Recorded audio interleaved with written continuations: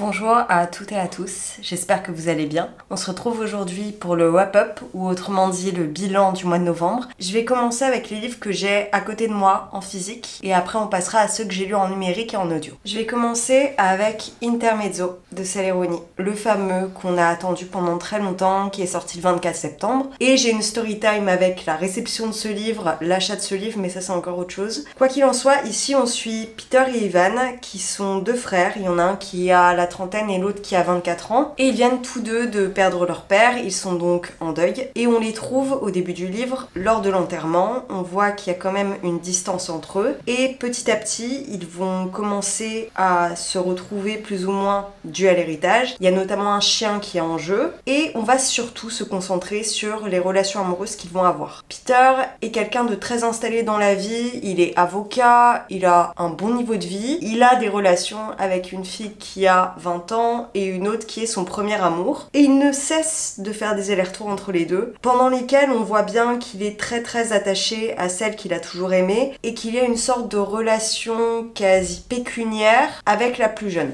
Je vais d'ailleurs retrouver les noms. Sylvia, qui est donc son premier amour, et Naomi, qui est étudiante et qui est plus ou moins cam girl. Et de son côté, Ivan, c'est un ancien incel qui a du mal avec les femmes de fait et qui est passionné d'échecs, ou du moins qui est très doué dans ce domaine. Il va rencontrer Margaret, qui est une femme plus âgée, qui vient de divorcer et qui est un peu perdue dans sa vie aussi. Il la découvre pendant un tournoi d'échecs. Ils vont vraiment se lier d'un amour très honnête, très à fleur de peau. Alors, comme vous pouvez vous en douter en vue de l'avis que je viens de donner, ou du moins du résumé, j'ai préféré Ivan à Peter. Peter, je crois que c'est le personnage que tout le monde a détesté dans ce livre. C'est quelqu'un d'égocentrique, d'égoïste. Ivan, lui, est beaucoup plus nuancée, et celle que j'ai préférée, c'est Margaret. Au regard du reste de l'œuvre de Saleroni, je trouve quand même que c'est le livre où elle a le plus développé ses personnages. C'est un livre qui est plein d'aspérité et ça se ressent vraiment dans les dialogues qui n'ont pas de notes de dialogue d'ailleurs, donc faudrait peut-être penser à mettre des guillemets la prochaine fois, mais bon, ça c'est vraiment un gimmick de la part de Saleroni. Je trouve, à mon humble avis, comme je le disais dans le vlog où je vous en parlais, que c'est le meilleur livre qu'elle ait écrit. Cependant, je suis très décontenancée et j'ai été très énervée lors de ma lecture, puisque je pense qu'il faudrait peut-être qu'on lui refasse des cours de consentement, y compris avec le personnage d'Ivan. Ivan, c'est un personnage que j'ai apprécié pendant tout le long du livre, et il y a une scène à la fin où il se retrouve avec Margaret, ils sont ensemble, et Margaret lui laisse sous-entendre qu'elle n'a pas forcément envie d'avoir un échange charnel avec lui, et il la soudoie plus ou moins, ce à quoi elle va dans son sens, il se passe ce qui doit se passer, et au final, ça se déroule correctement. Mais j'ai trouvé ça tellement étrange, et d'ailleurs les relations amoureuses, ou du moins physiques, entre Peter et ses deux compagnes étaient très bizarres, en particulier avec la plus jeune. Je pense que le fait qu'elle écrive des hommes est aussi là pour dénoncer tous les reflux des relations toxiques et de masculinité toxique, mais j'ai pas pris tant de plaisir à les accompagner, contrairement à ses autres livres. Cependant, je tiens à mettre en avant que sa plume s'est vraiment affinée. Et c'est ce pourquoi je suis restée. J'ai aussi écouté une partie en audio pour avancer un petit peu plus vite, parce que sinon je pense que j'y serai encore. C'est un livre qui se dévore pas, c'est un peu éthéré, je suis très curieuse de ce qu'elle va proposer à l'avenir. Bon, il vient tout juste de sortir, donc j'ai encore de quoi attendre. Je suis en demi-teinte, vraiment en demi-teinte, parce que j'en attendais beaucoup, j'en ai eu un peu, et j'ai été décontenancée plus souvent que je ne le croyais. Ensuite, autre livre en anglais qui pour le coup n'est pas traduit et qui m'a été prêté par Iman, je pense qu'elle passera par là. Je vous mettrai son compte Instagram en barre d'infos, elle parle beaucoup de Taylor Swift et elle fait de très bons liens avec des livres notamment et avec des œuvres culturelles en règle générale. Et elle m'a donc prêté As Young as This de Roxy Dune. C'est un livre qui est un roman à la deuxième personne du singulier où on va suivre Margot à travers ses 11 ou 12 relations avec des hommes pendant sa vingtaine. À l'heure où on la suit, elle dialogue avec une amie à elle et elle revient justement sur toutes ses relations. Elle est au milieu de sa trentaine. Elle arrive à un stade où elle voit ses amis se mettre en couple, être en couple, commencer à être enceinte, à se marier. Et elle se dit, mais je ne suis pas à la place où je voudrais être. Je ne suis pas avec quelqu'un. Je n'ai pas construit de vie de famille. Pourquoi ? Pourquoi j'en suis là? Pourquoi ma vie n'a pas avancé? Et qu'est-ce que je fais maintenant? Je vous en dis pas plus sur le résumé. J'ai adoré suivre son parcours. J'ai adoré la découvrir à travers ses relations. C'est plein de petites bribes de sa vie qui mélangent gravité et humour, et que j'ai adoré retrouver. J'ai adoré retrouver Londres à ses côtés, j'ai retrouvé l'Angleterre, et j'ai retrouvé des choses que j'ai pu rencontrer aussi, pas surtout, vous inquiétez pas, c'est très parlant et j'y ai retrouvé un ton assez similaire à Dolly Alderton avec ce détachement et ce parcours de vie de jeune femme et j'ai davantage apprécié d'ailleurs. Donc si vous lisez en anglais puisqu'il n'est pas traduit et que vous aimez le ton de Dolly Alderton avec quelque chose de quand même beaucoup plus travaillé, eh ben je peux vous le conseiller très vivement. Ensuite j'ai lu The Dutch House de Anne Patchett. Dans ce livre on suit Dani et sa sœur Maeve. Les deux enfants grandissent avec leur père en banlieue de Philadelphie jusqu'au jour où une femme va s'amouracher de son père et qu'elle va se marier avec lui et s'installer dans cette demeure. Ce sur quoi elle décide de faire en sorte qu'il ne vive plus avec eux. Ils vont se retrouver à New York et ils vont grandir petit à petit. Et tout ce livre, ça va être les souvenirs et l'alternance entre les souvenirs et le présent de Dani et de sa sœur et à quel point cette maison et ces moments, cet éloignement de leur père les a marqués. Dani et Maeve ont grandi sans leur mère et ça va aussi prendre une place dans ce roman. L'absence des parents, l'absence de tendresse. Et ça va être un récit de famille à la fois sur les anciens habitants de cette demeure, à la fois sur les différends qu'on peut avoir avec ses proches ou ceux qui sont censés être nos proches. Il y a aussi la présence des anciens habitants et des anciens possesseurs de la demeure dont les tableaux sont restés dans cette maison. Et à travers ces tableaux-là, ils vont aussi se remémorer ce que leur procurait cet endroit où ils ont vécu et ce qui leur manque aussi. Ça va être vraiment un roman de la nostalgie et limite de la nostalgie qui n'est pas encore passée, des moments qu'on aurait pu vivre mais qui ne sont pas advenus. Et c'est quelque chose que j'ai beaucoup aimé. Ce qui est assez étonnant, c'est que c'est un livre qui est contemporain, il est sorti en 2019 je crois, et il y a quelque chose de très ancien dans la plume. Je trouve qu'il y a vraiment une délicatesse. Et sans avoir lu Claire Keegan, j'ai l'impression que c'est deux autrices qui se recoupent assez. Je sais pas, si vous les avez lues toutes les deux, n'hésitez pas à me dire. Et si vous vous demandez s'il est traduit, il l'est bien chez Actes Sud et il s'appelle La Maison de Hollandais. Ensuite, j'ai lu On ne peut pas accueillir toute la misère du monde. C'est donc un livre qui est rédigé par Pierre Thévagnan et Jean-Charles Stevens. C'est un précepte qu'on a beaucoup entendu sur les plateaux télévisés, je ne citerai pas les chaînes sur lesquelles c'est passé. Ici, on va parler, à partir de cette maxime, de tout ce que les politiques françaises majoritairement entendent en la prononçant, qui tentent de justifier le fait de ne pas accueillir les migrants. En 70 pages, les deux auteurs vont décortiquer cette phrase. Ils vont revenir sur chaque terme. Qu'est-ce qu'on entend par on ? Qu'est-ce qu'on entend par accueillir ? Et c'est quoi la misère ? C'est tout le propos de cet ouvrage. Il y a notamment des petits tableaux chiffrés. J'ai été scandalisée, mais j'en ai aussi appris énormément et c'est peut-être ça qui a été le plus incroyable dans cet ouvrage. Ils sont très exhaustifs. On digue dans ce sujet qu'est l'immigration. Sous le gouvernement de Macron et possiblement sous un gouvernement encore plus à droite d'ici quelques temps. C'est révoltant, c'est important, c'est un peu roboratif. Donc même si les cours, je vous conseille de split un peu votre lecture, mais c'est très éclairant. Je continue dans ce que j'ai au format papier. J'ai lu le deuxième tome de L'amie prodigieuse de Elena Ferrand.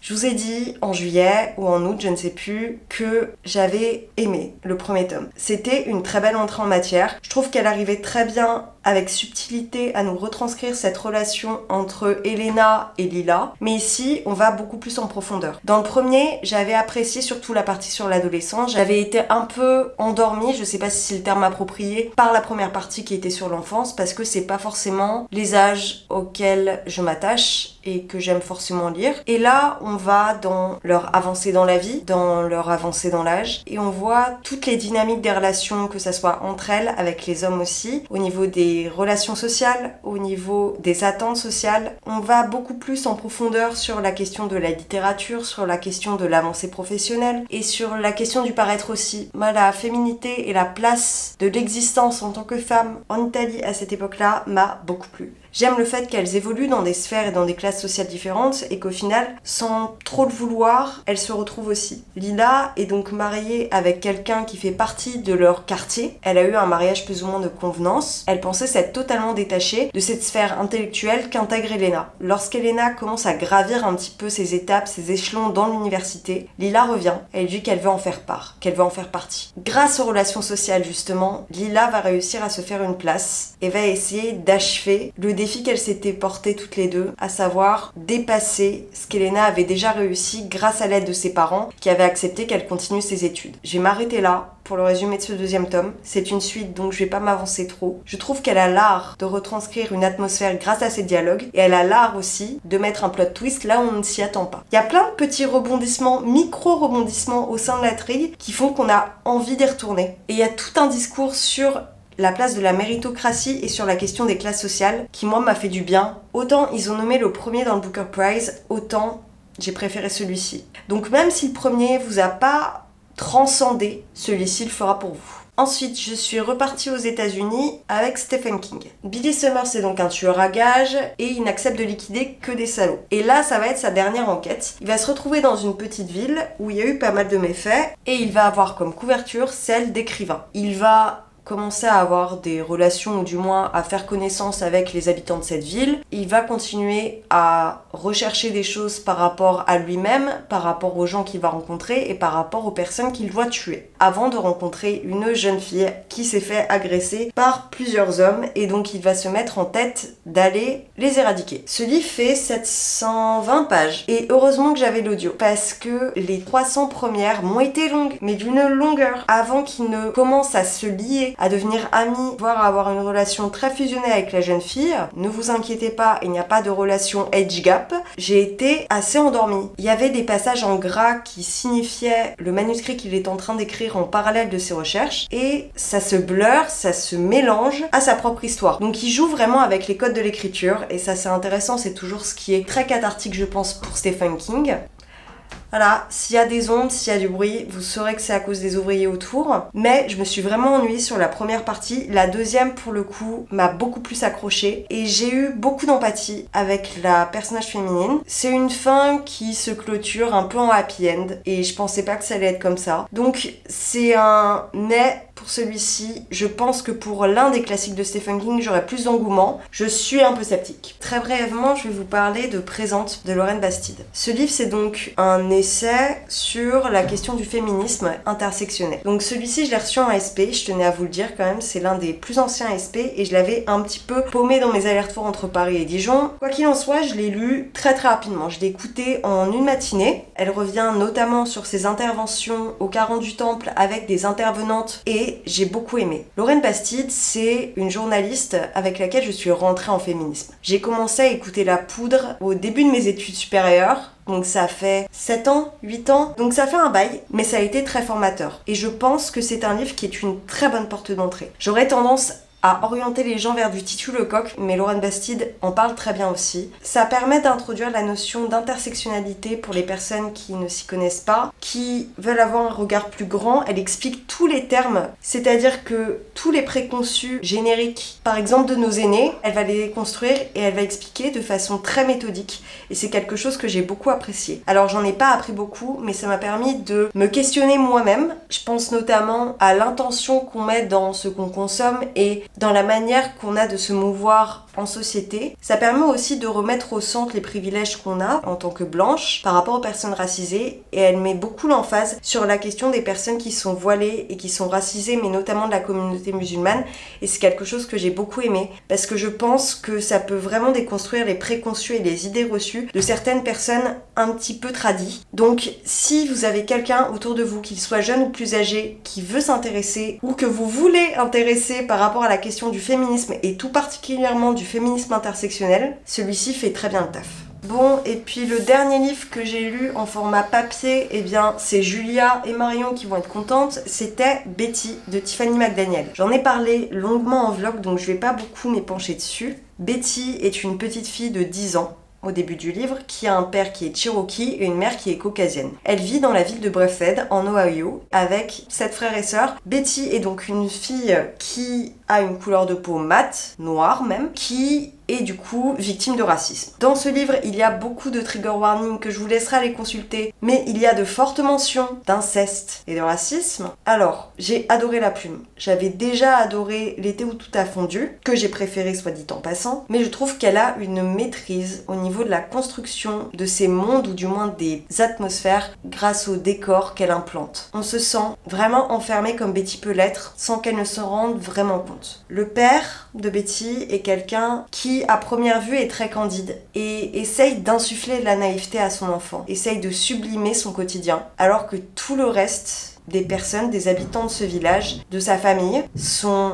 odieux, sont racistes, sont haineux à son égard. Et au début, j'avais la crainte que son père ne soit trop candide et ne lui inculque des valeurs trop candides, ou du moins un regard sur le monde autour d'elle trop gentil et trop doux pour affronter les atrocités auxquelles elle doit faire face. Et au fur et à mesure, on voit quand même que ce père a une double lecture, surtout sur la fin. C'est quelque chose que j'ai apprécié. La fin, la toute fin, et ce que j'ai aimé. Ce que j'ai aimé, c'est le caméo à l'été où tout a fondu. Ça, je l'ai déjà dit en vlog. Il y a certains points que je vous laisserai aller consulter dans le vlog précédent où je vous ai expliqué en fait ce qui m'avait déplu. Je trouve qu'il y avait quand même certaines phrases qui étaient un petit peu trop redondantes, certains aspects, certaines thématiques qui étaient trop redondantes, qui n'étaient pas forcément nécessaires. Personnellement, ce qui m'a heurté, ce n'est pas forcément les VSS, mais surtout le racisme de cette ville. Moi, c'est un truc qui m'insurge. J'ai surtout été énervée pendant tout le long. Quoi qu'il en soit, c'est quand même une très très bonne lecture. Je sais pas si je vous le conseille, mais je pense que pour certaines personnes, ça sera très éclairant. En fait, je trouve que Betty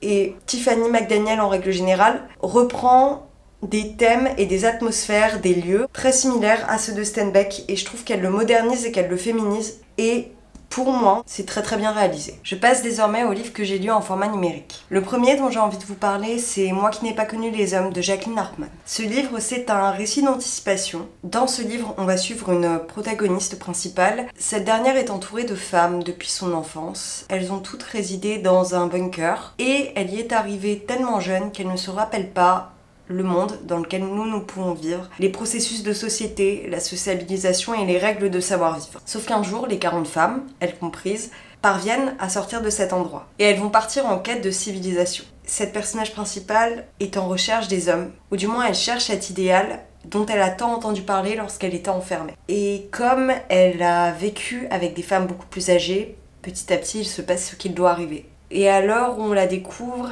elle a une quarantaine d'années. Elle s'est vue vieillir, elle s'est vue avancer, et c'est un texte qui, pour son époque, à mon avis, était extrêmement novateur. Alors bien sûr, aujourd'hui, il y a des choses qu'on n'aurait pas traitées de la même manière. Par exemple, elle parle de maternité, elle parle de ménopause, elle parle de vieillissement, elle parle de la péremption aussi de la femme cis. Et c'est ce sur quoi je voulais revenir, c'est-à-dire que la vision que Jacqueline Hartmann a apportée via cet ouvrage est très orientée sur des femmes cis. Et ça, c'est un élément que vous prendrez en compte. Alors bien sûr, il y a des choses qui, actuellement, je pense, auraient été traitées différemment s'il avait été écrit à l'heure actuelle. Parce que bien sûr, les hommes sont omniprésents sans apparaître dans le récit. Ils semblent être l'objet de fascination de la protagoniste, mais c'est surtout l'intérêt pour l'inconnu, pour un idéal qui passe ici avec les hommes, mais c'est la nécessité d'atteindre l'idéal qui est mis en exergue ici. Et c'est très immersif. Enfin, moi je me suis sentie vraiment à ses côtés. J'en ai parlé là encore en vlog, donc je vous laisserai retrouver mon avis à chaud. Mais très très belle découverte, j'avais beaucoup entendu parler de ce titre dans les sphères anglophones, étonnamment, alors que c'est un classique belge, ou du moins un écrit belge, et je vous le conseille très vivement. Ensuite, j'ai écouté Le Prince de Machiavel.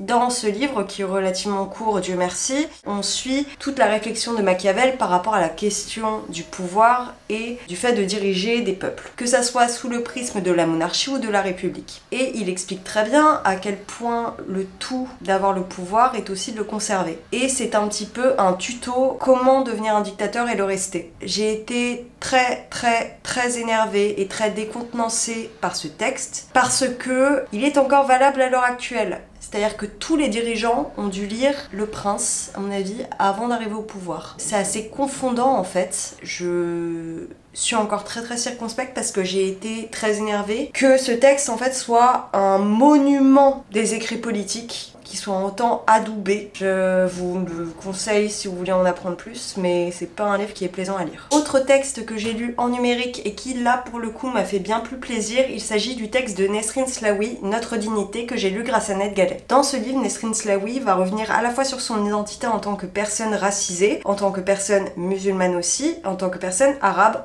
au sein de la France de nos jours. C'est un livre qui est relativement court, j'adore la couverture, et elle explique aussi ce pourquoi elle a choisi cette couverture, ce que j'ai trouvé très intéressant et très intelligent. Ça permet de bien mettre en avant le tout de ce texte et les enjeux qui y sont présents. Elle va donc revenir sur différentes sphères de l'existence en tant que femme arabe en France, à l'ère contemporaine, à l'heure où l'extrême droite est en train de monter petit à petit, à l'heure où les politiques sont très oppressifs envers les communautés musulmanes, notamment les femmes. Elle va expliquer que en France et dans le monde en règle générale, il y a une catégorisation et il y a surtout une binarité dans les représentations qui est ahurissante. La vision qu'on en a à travers les médias, c'est soit une femme voilée et ostracisée soi-disant par son mari, mais surtout par les communautés blanches et les privilégiés, soit la vision de la bimbo dans les téléréalités. C'est notamment pour ça qu'il y a eu une histoire avec des personnes qui pouvaient faire de l'arabe passing, elle a un terme précis par rapport à ça, mais vous m'aurez compris, dans une téléréalité. Je me souviens plus du nom, mais je pense que si vous êtes au courant de tout ce type de format,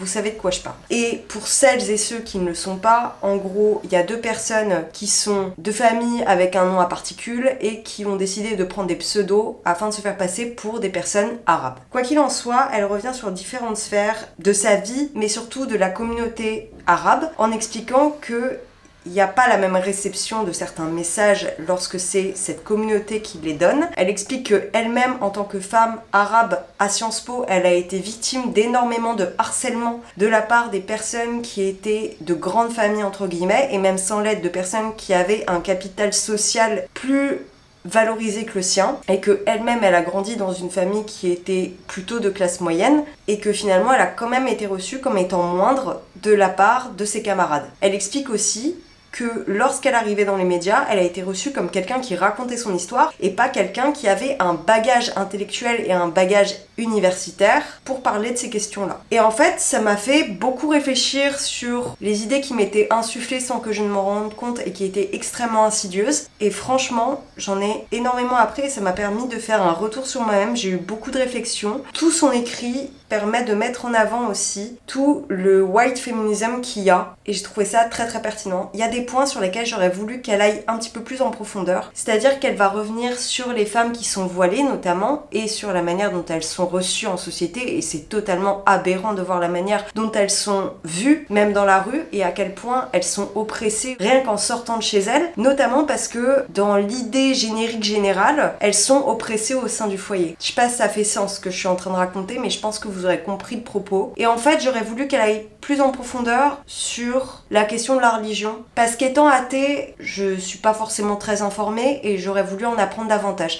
C'est le seul point sur lequel j'aurais vraiment apprécié qu'elle développe, mais sur le reste, je vous le conseille à 2000%. C'est très accessible et c'est très enrichissant. Et enfin, pour les deux autres livres que j'ai lus en format numérique, eh ben, on va rester dans le féminisme. J'ai lu et j'ai adoré Médusa de Isabelle Sorand. Je pense qu'avec S'aimer dans la grande ville, c'est mon deuxième préféré de la rentrée littéraire. Dans ce livre de Isabelle Sorand, on va suivre Liam, qui avait une sœur qui s'appelait Marianne. Marianne avait 20 ans et elle est morte entre les mains de son petit ami. Lorsqu'ils avaient une relation intime, elle lui a demandé d'être un petit peu plus ferme dans ses actes. Elle est décédée sous ses mains. Et l'enjeu du livre va être de recréer le dernier souvenir de Marianne pour Liam, afin de déceler s'il s'agissait d'un féminicide ou non. Le doute reste pendant une grande partie du roman, bien qu'il y ait un parti pris qui soit fait. Et alors, j'avais jamais lu Isabelle Sorand, et quelle claque! Elle entre vraiment dans la psyché de ce garçon, de Marianne, grâce à la place de l'écriture qui est dans ce livre, grâce à la relation avec la meilleure amie de Marianne, grâce à sa relation avec sa mère, grâce à la relation avec son père. Et on va aller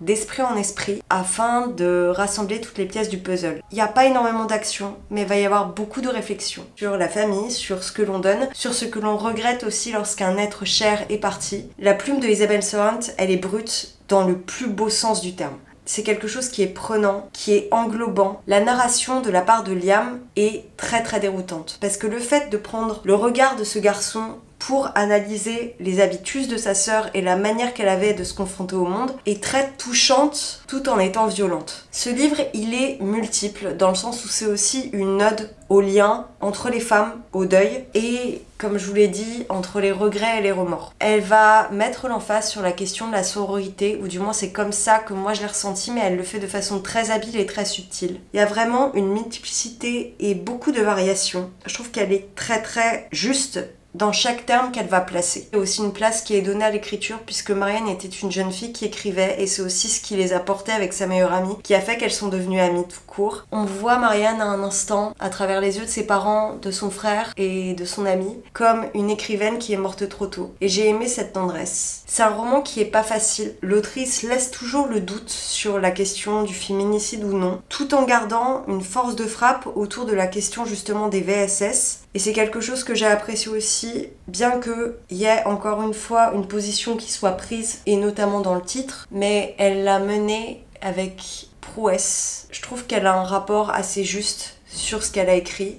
et c'est servi par une plume qui est absolument ensorcelante. Le dernier livre que j'ai lu en numérique, il s'agit de Les femmes ne meurent pas par hasard de Charlotte Rothman, Lison Fernet et Anne Bouillon. Dans ce roman graphique, on va suivre la vie de Anne Bouillon, qui est véritablement une avocate dans la banlieue de Nantes. On va retracer plusieurs procès auxquels elle a assisté et pour lesquels elle a plaidoyé pour ses clientes. Comme le titre le laisse à supposer, on va traiter des VSS, des agressions, des féminicides, ou du moins des tentatives de féminicide, que ça soit de la part d'anciens compagnons, d'antiféministes, d'incels. J'ai beaucoup aimé le propos, j'ai adoré les dessins, mais je suis arrivée dedans en n'ayant pas conscience que Anne Bouillon était véritablement avocate. Et donc du coup, j'ai pas eu le même regard sur cette histoire, ou du moins sur les histoires qui étaient racontées, puisqu'on a le fil narratif avec le regard de l'avocate, mais on traverse plusieurs affaires. Ce que je reproche à cet ouvrage, c'est qu'il y a un aspect très didactique. Alors c'est très accessible pour les personnes qui ne voient pas forcément les retombées de certaines affaires, mais en ayant un titre pareil, la cible est pas bien définie, parce que je suis pas sûre que quelqu'un qui s'intéresse pas au féminisme et au féminicide se tourne vers un ouvrage qui s'appelle Les femmes ne meurent pas par hasard. Et l'histoire et la manière de la raconter, ou du moins la narration, est trop didactique encore une fois. Après, ça ne manque pas de pertinence. Mais l'autre point qui vient se rajouter à ça, c'est que ici on ne voit que des procès qui se finissent bien. Alors heureusement, ça donne un petit peu d'espoir parce que c'est vrai que dans ces affaires-là, déjà faudrait que la femme aille voir la police et que la police prenne en compte sa demande, mais ça c'est encore autre chose parce que très souvent quand même les femmes sont un petit peu intimidées par les policiers pour déposer une plainte. Je trouve que c'est peut-être un petit peu trop enjôlé. Voilà, il y a quand même de la représentation. J'ai beaucoup aimé, c'est une manière de le dire, mais je trouvais ça très intéressant, ahurissant, la question des harceleurs qui étaient d'anciens compagnons et qui poursuivaient les femmes à travers leur quotidien, à travers internet, qui limite arrivaient devant chez elles alors qu'elles avaient reconstruit leur vie, ou du moins tentaient de la reconstruire avec quelqu'un d'autre en tout cas. C'est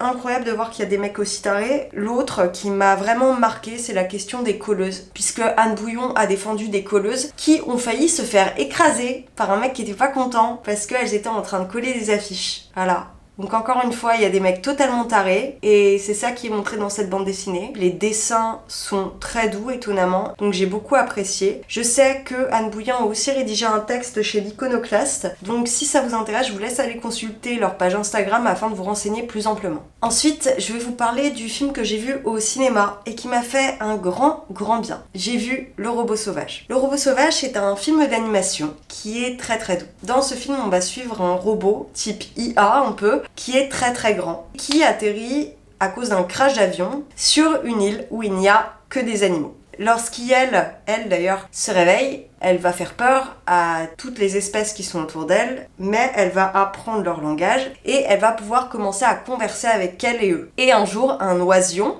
donc le petit de l'oie, va se réveiller, va sortir de sa coquille et va la prendre pour sa mère. Et on va avoir cette relation maternelle entre ces deux personnages et un renard qui les accompagne. Et ça va reprendre toutes les caractéristiques qu'on connaît notamment via les contes des animaux, mais ça va leur apporter un regard contemporain, ça va aussi poser la question des nouvelles technologies, même si c'est à peine effleuré. Il y a toute cette opposition entre nature et technologie, pas forcément culture, mais technologie ici, qui m'a bien plu. J'ai adoré les dessins, j'ai trouvé ça très tendre et ça m'a vraiment fait du bien. Après, je trouve que les 20-30 premières minutes avaient du mal à se mettre en place. Ça prenait vraiment son temps avant que les deux personnages ne se rencontrent, mais à partir du moment où c'était le cas, j'ai vraiment été prise dans l'histoire, dans l'intrigue. C'est vraiment très bien construit, surtout que je trouve que la plupart des derniers films d'animation qu'on a vus étaient un petit peu claqués au sol, donc je vous conseille celui-ci. Et enfin, dernier élément de cette vidéo, j'ai vu l'exposition Tina Barney et également Chantal Akerman au Jeu de Paume. Chantal Akerman, c'est donc une réalisatrice autrice belge.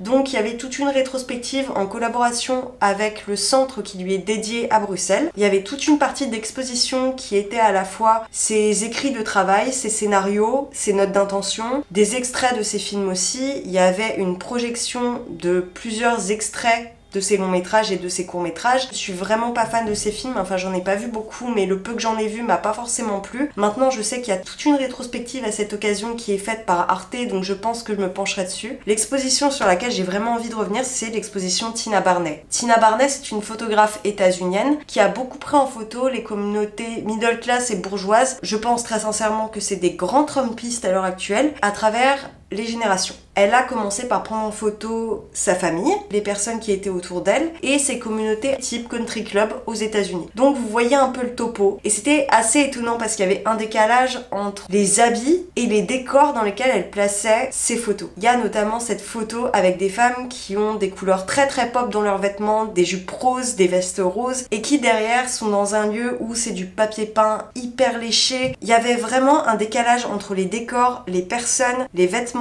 et la manière de se comporter qui m'a énormément plu. J'ai adoré ce contraste, adoré la manière dont elle crée une ambiance mystérieuse et horrifique à certains égards. Je pense notamment à l'image qui est celle de l'affiche où on a l'impression que ça sort d'un film essai, d'un film expérimental. Franchement, c'était très rafraîchissant.